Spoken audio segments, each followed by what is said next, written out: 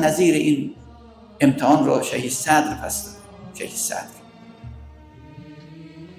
اون روزی که صدام به او گفت بگو مرگ بر خمینی، بگو من از حکومت جمهوری اسلامی منفصلم، ارتباطی ندارم، فقط همین مقدار بگو، ما هر چی میخوای بهت میدیم.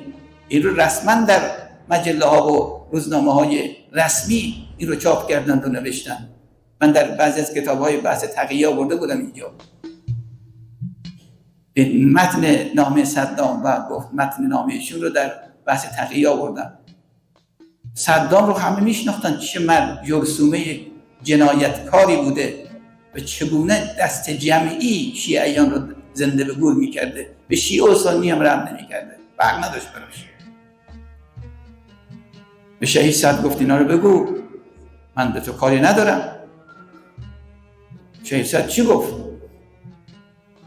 گفت تو یک انسان خائن هستی، غاصب حکومت هستی، فلان هستی. هر چی که در شأنش بود بهش گفت.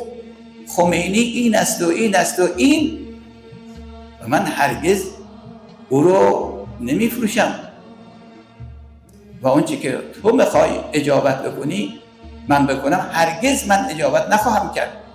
یعنی در نامه خودش یک بهانه قرار داد برای هجمه به صدام و خلقیاتش و منشش به جنایاتش متذکر شد و تعریف از امام خمینی و انقلاب اسلامی.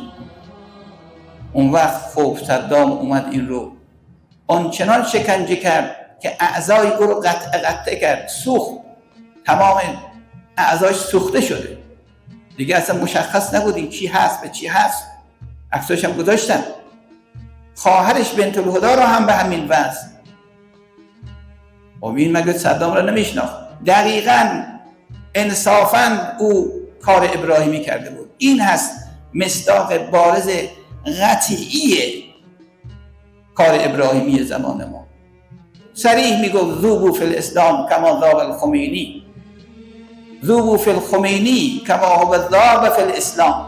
در خمینی ذوق بشید کما اینکه او در اسلام ذوب شد. یه چنین انسانی، یه چنین مگر نبودن علما؟ چه کرد او در مقابل صدام؟ واقعا در حوزه نجف و عراق مثل شهید صدر مادر دهر باید خیلی بگذرد که بذار. یه چنین کار ابراهیم